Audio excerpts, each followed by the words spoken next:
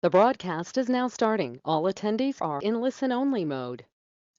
Good afternoon, everyone, and welcome to our February webinar on inflation.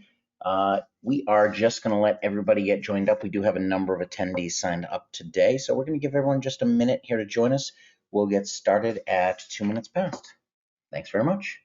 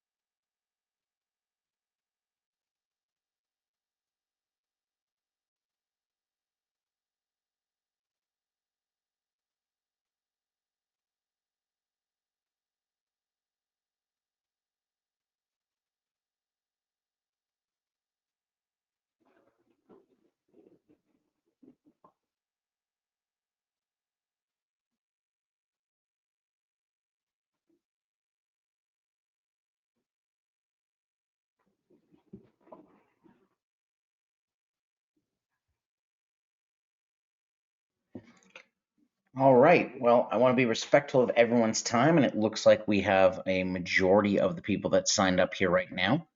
So I want to welcome you to our February webinar, Inflation Effects on Day-to-Day Life in Your Investments. For those of you who may not know me, my name is Dave Clayman. I'm the CEO and co-founder of 12 Points, and we are going to have our Chief Investment Officer, Steve Bruno, speak on this deck. This is a topic that unfortunately has become near and dear to all of us over the last few months, and well, near, maybe not so dear. But this may be your first exposure to Steve for some of you, but Steve joined us back in August as our Chief Investment Officer after 35 years of experience on Wall Street. He clearly started when he was like 12, but I'm going to let Steve take it away. Inflation's been a topic that he was concerned about right from before he even met us, and so I'm sure you all want to hear about it, and he's got a lot to say. So with that, Steve, thanks for going with the webinar. Well, thank you, Dave. Thanks for the handoff. Yeah, exactly as Dave just said, that the topic of inflation certainly has been dominating the headlines, at least up until the past couple of days, with a big pickup in prices. It's really the first time that we've seen that in the past 3 to 4 decades. And let's launch into it here.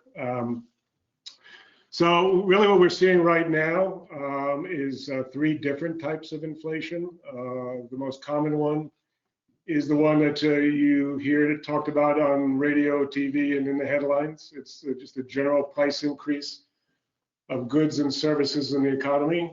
And why that in general is a problem, as I'm sure everyone on this call has experienced, is your money simply doesn't go as far. You know, something that used to cost $1 now costs $1.50. You multiply that by everything that you buy, and ultimately you can only buy less. But there's really 2 other kinds of inflation that are going on in the economy that are a little less known. The second one is shrinkflation that we'll discuss for a second here.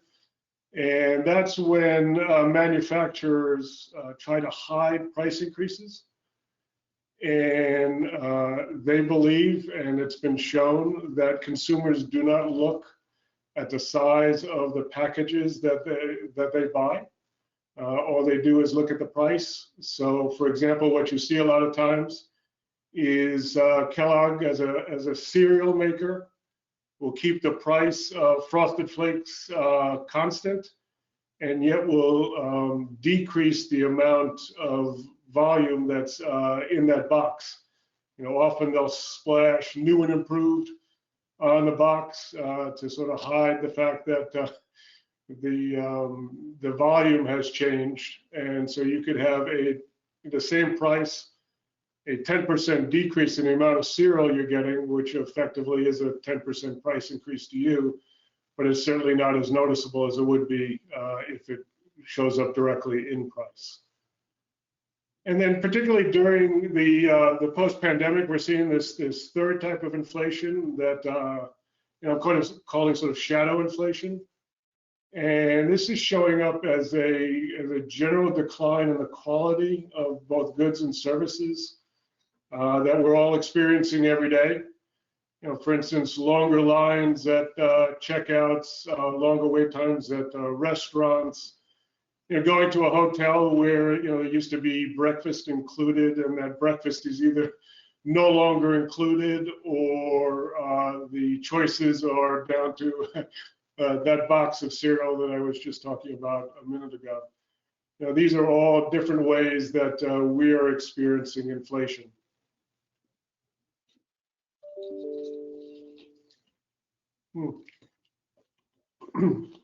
So, looking at the what I described as the headline inflation, the consumer price index, and this is what the government calculates. It's actually the Bureau of Labor Statistics.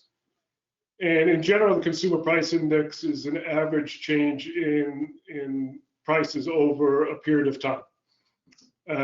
This chart to the right reflects the period ending 12 months, January of 22. So this is indeed the most recent release that came out a couple of weeks ago. And really all it is meant to be is a weighted average, if you will, of all the different prices that we experience across the economy. So it's everything from food to energy to cars to appliances, apparel, and services such as medical care, for example, and transportation. And then when you combine all those up, I think there's a grand total of about 90,000 prices that the government looks at across the United States every month. And they come up with a weighted average depending on how much we spend on each one of those categories. And they look at that change and they report that change. And the headline number becomes that top line, all items of 7.5%. And that was the number that was the headline number from the January of 22. And Steve, I don't mean to interrupt. I just want to add, for anyone I forgot to say in my intro, if you do have questions, I am monitoring the chat box and we'll have time either for Q&A after, or if something comes up on a particular slide, feel free to just type it into the chat box. Sure. So what does the government use the CPI for? Because this starts to get into why is this important to us, and how is it impacting us every day?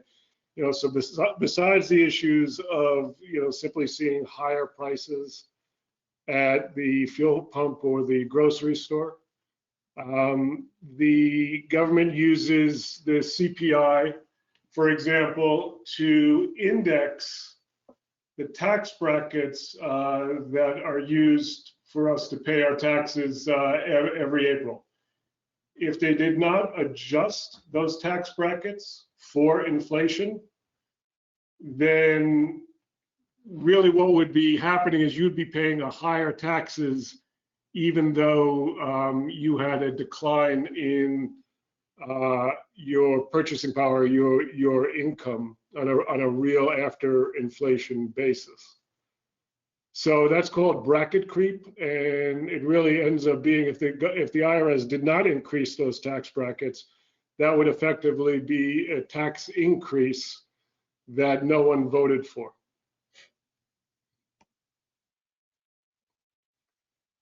The other side of what the government uses the CPI for is to index entitlement payments. Entitlement payments are things like Social Security, Medicare, Medicaid, and these are all programs that are mandatory in the sense that they are on autopilot.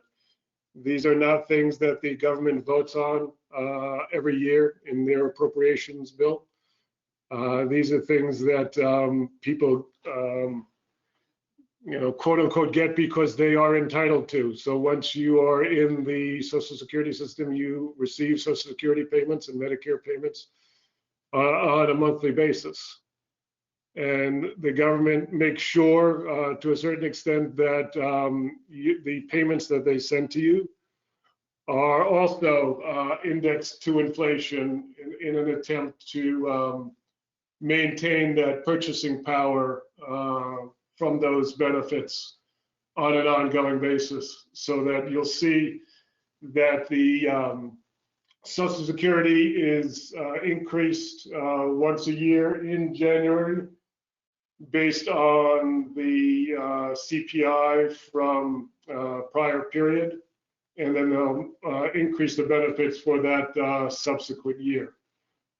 So it's very important that that CPI calculation reflects true inflation, because to the extent that that CPI calculation doesn't affect the true inflation that's going on in the economy, then people that are on a more fixed income based on that Social Security would actually be losing purchasing power over the subsequent year.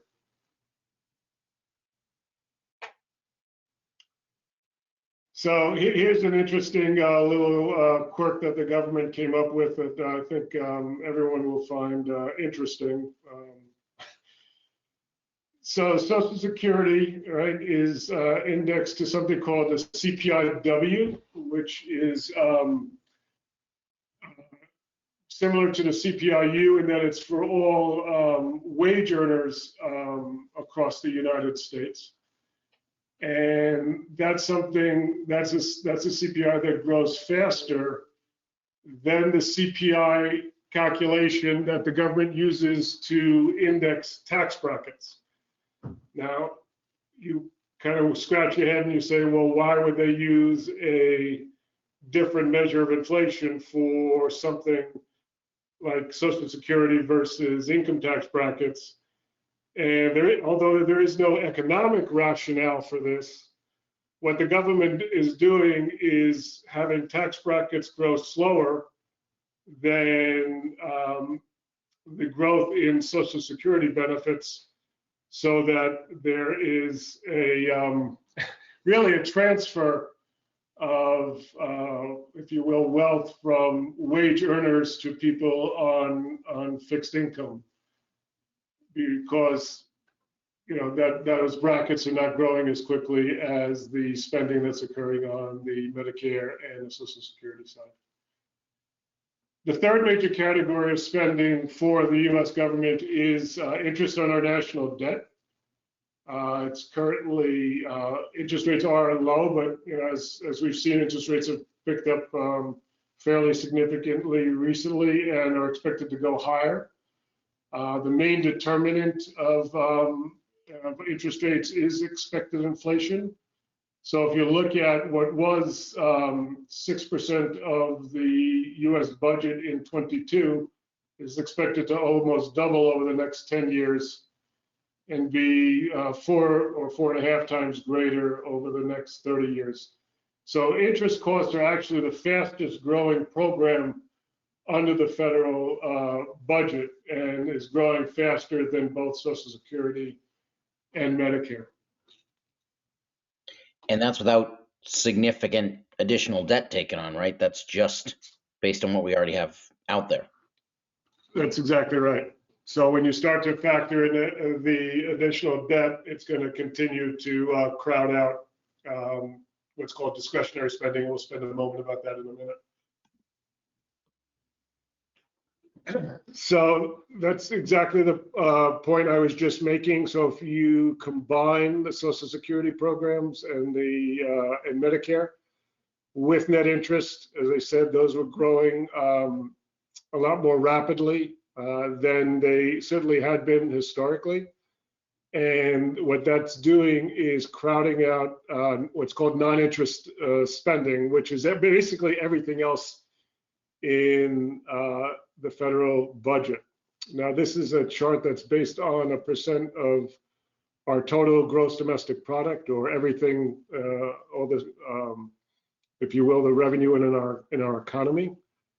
But if we flip the slide, you can see this a little bit more dramatically on these two charts. So if you look at the red bar on the left-hand graph, that is the total spending in the past 10 years on interest. And then you compare that to the blue bars, which is really the discretionary spending. So these are the things that we actually vote for Congress and the president to represent us for. It's things like defense spending, education spending, spending on roads, bridges, and other infrastructure, spending on law enforcement like the FBI, or spending on natural resources and environment. So you can see on the right-hand chart that exact crowding out that I was talking about. You go back to 1970, discretionary spending was 62% of total spending. That's been cut in half today in 2022, really pushed out by the mandatory spending of Social Security and Medicare. And then over the next 30 years, you're going to see net interest continue to grow and further crowd out discretionary spending, such that it's going to fall to 15% of our total spending, or a third of GDP. So there's going to be basically nothing left for defense, education, transportation, et cetera. And Steve, I know I didn't prep you for this question, but okay, good reason in your mind why the government, where our average maturity is something like 7 years, why they don't refinance our debt to maybe cover some of these 30-year issues that they're looking at? You know, that's an absolute head scratcher. When interest rates were low, they should have refinanced everything with probably 50 to 100-year bonds, and those ideas were floated. And although they made a lot of sense, it was really the responsibility of a number of bureaucrats in the Treasury to study the idea and then basically say that it didn't make sense. So back to your earlier quote from Reagan, we're from the government and here to help. Yeah. Okay. Yeah, exactly. We're going to get there. And really, because of this this crowding out of spending, if you look at it, this spending is effectively on autopilot. There's really very little at this point that the government can do on the spending side when you look at it. I mean, Social Security and Medicare are often referred to as the third rail of government politics. And the interest is the interest is the interest. It's something that unless we do indeed refinance, there's nothing that we can do, or at least our leaders can do. So their impact on our economy will continue to erode from that perspective. And, frankly, they've seen this now for the last 30 or 40 years. And if we flip this slide, that in combination, we see the spending side of it rising, the revenue, flat to down, the dramatic increase in debt, which took a first leg up between the period of the great financial crisis back in 08 and 09, through the beginning or prior to the pandemic, and then took another big step up during the pandemic period. this really incentivized the government, frankly, over the last 30 or 40 years to, if you will, play a little fast and loose with the calculation of inflation. Again, for reasons that we discussed before, how they calculate tax brackets, how they index the payments for Social Security and Medicare, and most importantly, as you can see in this chart to the right, inflation expectations and inflation calculations are the main determinant for interest rates on Treasury securities. So if we just go back for a second to my comments on CPI calculation, if you look at the 200 years between this founding of the country, approximately, let's call it 1780, in 1980, the government had one method of figuring out inflation, and that was looking at a fixed weight basket of goods, effectively determining what was a constant standard of living and what were the price, how much did that basket of goods cost this month versus last month.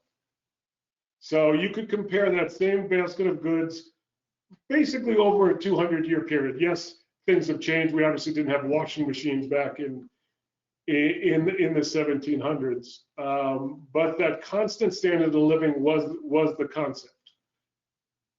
Then we went through this period of inflation in the mid 70s through pretty much through 1980. And because of that, the government started to change the calculation of CPI. And frankly, they looked for ways to lower the reported inflation. So it went away from a fixed or constant standard of living or fixed weight basket measure to ones that allowed something called substitution. So in the government's mind, if you wanted to substitute hamburger for steak because the price of steak was higher, you could do that. So that's the way you dealt with higher prices. So they viewed that as lower inflation. I would argue that that's a lower standard of living. If you're eating hamburger instead of steak, or you're substituting chicken for steak, that would be considered a lower standard of living. And that's the way, that's one of the main ways over the last 30 to 40 years that they've changed, or in their minds improved, in my mind, lowered the quality of the calculation of CPI to the government's benefit. You got the slide, Dave? Yep. Couple other things that they did, they changed the weighting methodology. This is kind of arcane statistics, but they went from a simple weighted average to a geometrically weighted average, which I won't bore you with. It is a mathematical gimmick, and it's a way of making larger numbers appear smaller and smaller numbers appear larger. I mean, that's really what it does. They changed the weighting, which used to be a 10-year weighting, is now a 2-year weighting. So the more often you substitute things like hamburger for steak, you're going to have a greater impact. But then here's the worst one. The government decided it was their job to decide if there was a change in the quality of goods and services over time, that could argue for why the prices have increased.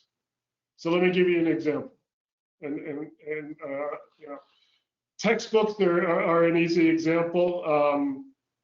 I remember paying an exorbitant amount for textbooks, and as Dave pointed out, when I went to college was a long time ago. At this point, geez, at least 30 years ago. But if you had a textbook that had black and white illustrations in it, and it cost $20, then all of a sudden the publisher went to colored illustrations, and then that next year that textbook was $30. You and I, as consumers of that textbook, would consider that a 50% price increase. The government would tell you that that's not a price increase, that that's an improvement in the quality of the textbook. So there hasn't been any change in the price of that textbook. We don't have a choice to go back to that black and white textbook, frankly, unless we bought a used textbook. But as an economics student, it didn't really bother me whether or not my illustrations were black and white or color. All I saw was a 50% price increase in my textbook. And this is happening across the calculations that the government does on those 90,000 items. And it becomes the government's decision whether or not those improvements implied better quality and thus was not a real price increase. Get to the slide.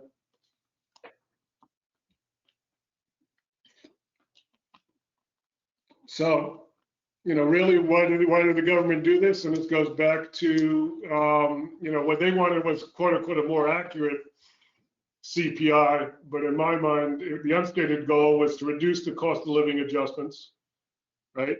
Which, helped them reduce the federal deficit because they didn't have to reduce Social Security. The rate of Social Security grew at a slower rate than it actually would have in a truly measured inflationary environment. And then even worse, they used the lowest possible measure of inflation based on their gimmicks to calculate tax brackets, and thus maximizing the tax revenues to the government and maximizing the taxes that we all paid.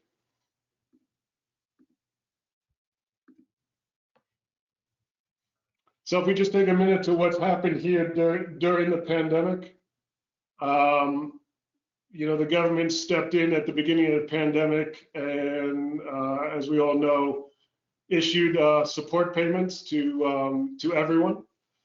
When the economy shut down back in March of 20. This is something that had been talked about in economic circles for a number of years, and it's euphemistically called helicopter money, and that's why you get the graphic that you got here on the right-hand side of the slide. And really what inflation is at the end of the day is, as Milton Friedman said, it's simply a monetary phenomenon. It's money growing faster than the economy, or also known as too much money chasing too few goods. Let's just switch. I can go through quantitative easing, but I'm going to choose not to bore you with this, other than to say here's a mechanism by which during the pandemic, the US government significantly increased the money supply. The money supply increased in this period faster than any period of time in the last 50 years. And that has truly been a driver of this inflationary event that we've been going through over the past, it's really picked up steam in the last 6 months. You've seen massive increases in commodity prices, significant increases in things like food, energy, used car prices, rents, housing prices, et cetera. And this is all a function of what's known as the printing press here. The government has been printing money and flooding the economy with money in their minds to protect us from the effects of the slowdown associated with the pandemic. But the evidence is absolutely clear that they kept their foot on the gas way too long.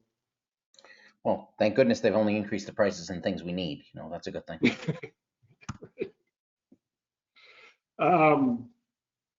And here's a look at that increase in the money supply.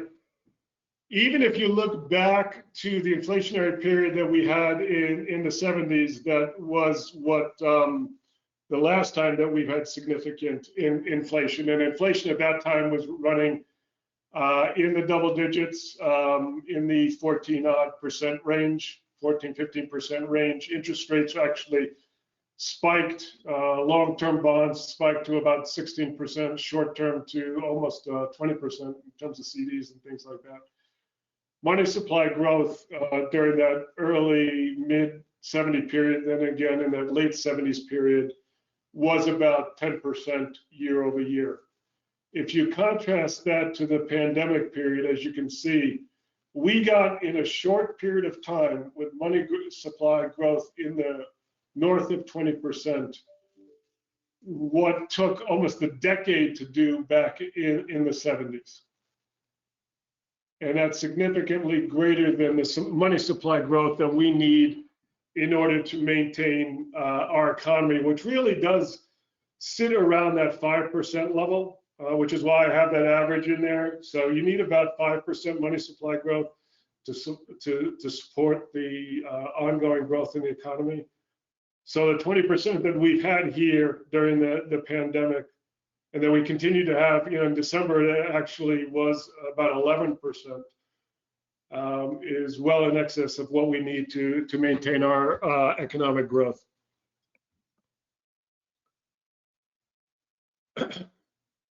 So here's the interesting graphic. You can actually look at what is CPI with the changes that the government made, and then if you look at the calculation without those changes, it's actually rather dramatic. And this is not something that the government publishes. You actually have to go to a bunch of economic geeky websites that track things like this. And here it is on a graphic. So if you look at the blue line, up until 1980, this is what inflation was based on the calculation methodology that was in place for the prior 200 years. So as I said, inflation peaked in 1980, probably just shy of 15%. And then, the government, the Federal Reserve, slammed on the brakes really hard and induced a recession in 81 into 82. And that brought inflation down significantly. But then the government started to change that CPI calculation, and that's represented in the green line. And so the green line represents the CPI calculation with all the government changes. That's the CPIU. That's that 7.5% that was just reported last month that we see the spike here post-pandemic. But if you look at the calculation of that blue line, inflation, has continued to run significantly ahead.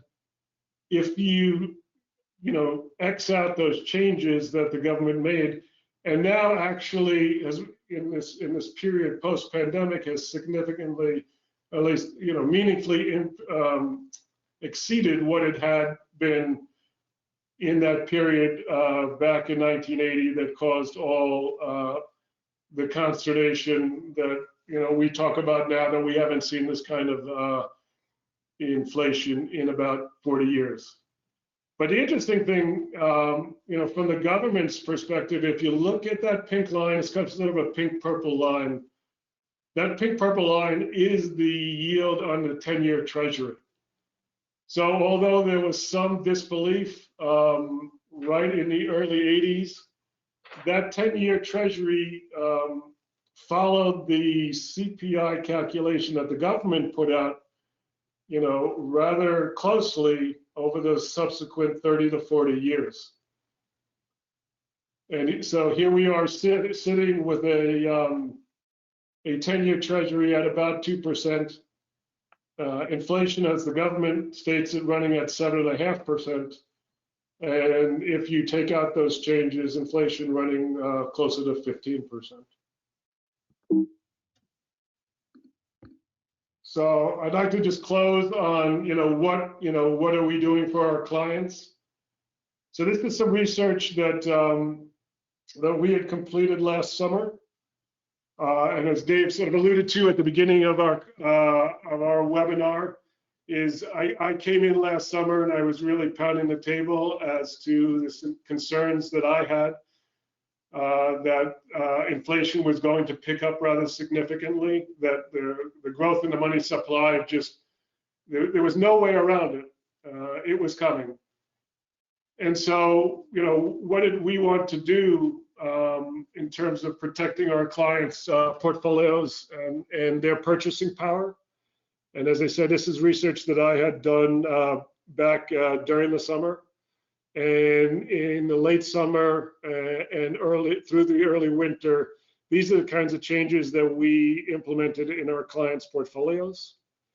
And what this chart details are different asset classes, everything from large cap growth stocks, which is what, for example, dominates the S&P 500s, to long-term bonds, and those are long-term government bonds, intermediate government bonds, to real estate, gold commodities, and just general commodities, and how they behave in terms of their ability to stay ahead of inflation in both rising interest rate environments and falling interest rate environments. So it's the green bars that I had, if you will, predicted for, at some point coming with the subsequent turn of the calendar here, and looking at what would be the best way to protect our clients. And so that was, if you look at small cap value, for example, the green bar, small cap value outperforms inflation 100% of the time in rising interest rate environments.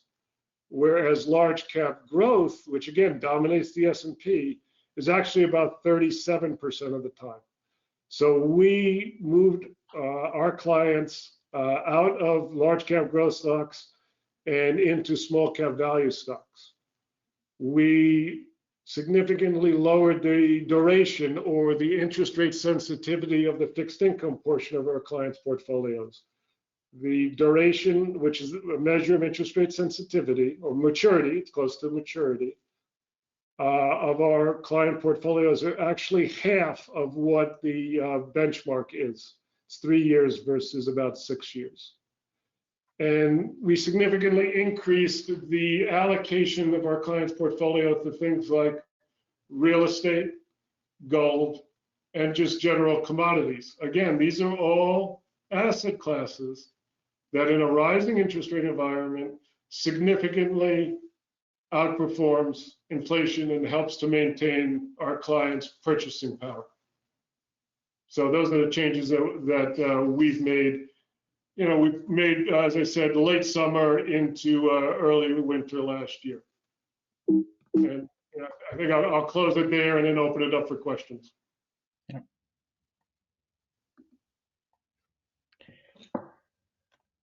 All right, so we don't seem to have any in the chat. You just hit on exactly what I was looking for, Steve, which is, what does one do in this environment? And maybe, a quick outlook on what we think markets, and I know that's a very broad term, might produce the rest of the year, what we're kind of thinking about. Sure. With the caveat that Mr. Putin has, played a wild card into the markets over the past couple of days, and certainly today. The general outlook, I think, is for more intractable inflation. Waiting to see what the money supply numbers look like for January. As I said, in December, they still had their foot on the gas. The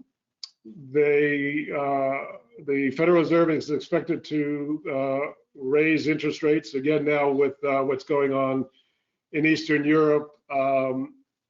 The rate at which they're going to raise interest rates has been called into question.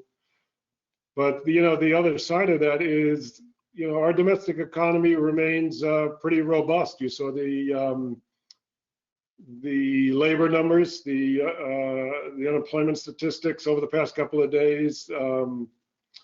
come out, revised GDP, the revised GDP up here a little bit. So our economy remains on currently on a solid footing.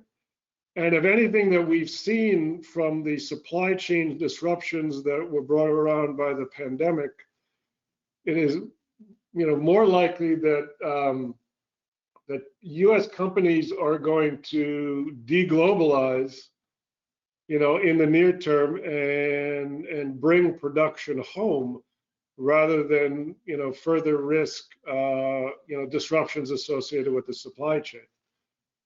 So those are all issues that are going to continue to probably put a floor on economic activity, again, with the caveat of what's going on in Eastern Europe. And the likelihood of more intractable inflation, remains, my main concern. Okay. Great. Excellent. Well, then, with that, seeing no additional questions, I will thank everyone for joining us here today. Hopefully it was informative, as I know we are all struggling with the situation that inflation has put us in, and it will be interesting to watch the path of both interest rates and markets ahead. But we are confident that the value part of the world is the best place to be right now, and so that's how we're positioned. We look forward to any questions you may have on a personal basis. You can certainly reach out to us. And thank you very much for attending, and we look forward to seeing you next month for the March webinar. Thank you all.